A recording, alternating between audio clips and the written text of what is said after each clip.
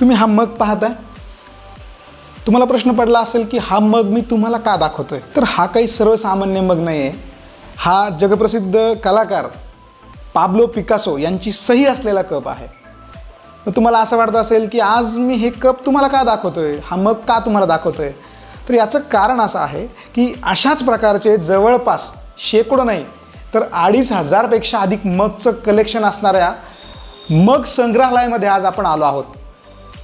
हे संग्रहालय आहे अहमदनगरच्या गुलमोहर रोडवर. प्रसिद्ध चित्रकार आणि शिल्पकार प्रमोद कांबळे यांनी हे अनोखं मग संग्रहालय उभं केले. या मग संग्रहालयामध्ये 4 mm पासून ते 15 लिटरच्या क्षमतेचे मग आपल्याला पाहायला मिळतील. या मग कलेक्शनमध्ये नक्की काय काय आहे आपण सगळं जाणून घेणार आहोत.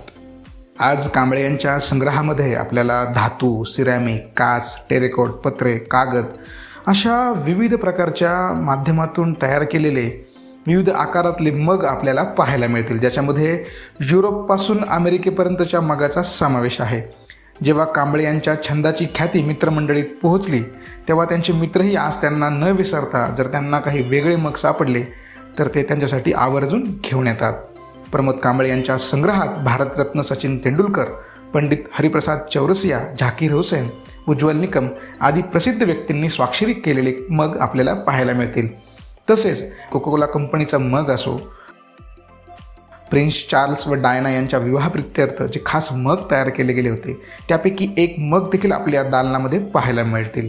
काही मग असेही आहेत ज्याच्यामध्ये गरम कॉफी टाकल्यानंतर त्याचा रंग बदलतो, तर काही याच्यामध्ये संगीत सुरू होते. तर अशा पद्धतीने आपल्याला वेगवेगळ्या मगचं कलेक्शन या ठिकाणी पाहायला मिळेल. मला एक प्रश्न पडला आहे की हे सगळं मग कलेक्शन पाहून तुम्हाला या मग कलेक्शनची सगळ्यात पहिल्यांदी संकल्पना कधी सुचली. तुम्हाला असं वाटलं की आपण याची सुरुवात करायला. मी एकदा मुंबईला जगप्रसिद्ध चित्रकार पाब्लो पिकासो त्यांचं प्रदर्शन लागलं होतं. ते प्रदर्शन बघायला इथून गेलो खास मुंबईत, कारण पेपरला विचारलं किंवा माहीत झालं मित्रांकडून का त्याचं प्रदर्शन लागलं, तर ती संधी सोडायची नव्हती. तर मुंबईला गेलो आणि ते प्रदर्शन आम्ही सकाळीच गेलो. मुंबई प्रदर्शन दिवसभर बघत होतो. अतिशय भारून गेलो ते पाब्लो पिकासोचं सगळं काम बघून.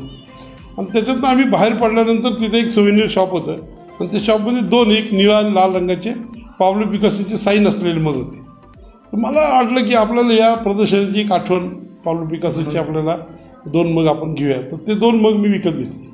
ते घेतल्यानंतर त्याचवेळी काला घोडा फेस्टिवल चालू होतं. ते जवळच आहे, काला घोडा फेस्टिवल चालू होतं. त्या फेस्टिवलमध्ये मी गेलो होतो. तिथे प्रसिद्ध सुलेखनकार आमचे मित्र अच्युत पालव यांचा कॅलिग्राफीचा स्टॉल होता. मग त्यांच्याकडे एक 10चा सेट त्यांनी केला होता. वेगळा इथं आहेत बघा कॅलिग्राफी नाही का. तर मी हे 10चा सेट त्यांच्याकडून घेतला. तर ते 10 आणि 2 हे 12 झाले. मग तिथे गेलो तर अजून एक आर्टिस्ट कलेक्शन आहे. हे त्या म्युझियम गॅलरी आहे ना, हे म्युझियम गॅलरी याच्यावर लिहिलं आहे बाहेर, ललित कला अकादमी म्युझियम गॅलरी. ललित कला अकादमीचं तिथे हे होतं, स्टॉलच आहे. त्यांच्याकडून एकदम मला 15 एक मग मिळाले. मग हे आज पहिल्याच दिवशी माझ्याकडे 28 मग जमा झालं. आणि मग ती मग घेऊन मी नगरला आलो. तर मला घरचे म्हणलं की काय आहे आता हे एवढं काय जमा. म्हणलं नाही, आपण माझ्या डोक्यात झालं की आपण मग जमा करू. ते म्हणलं काय मग जमा करू. म्हणलं बघू. तर मग असं सुरुवात केली. आणि मग ते मला पुढच्या ट्रिपला जे स्क्रोप आर्टला आमच्या 150 वर्ष झाली, त्याचे 2 मग मिळाले. मग असं जमा होतं राहिलं. रोज काही ना काही एक मिळायला सुरू झालं.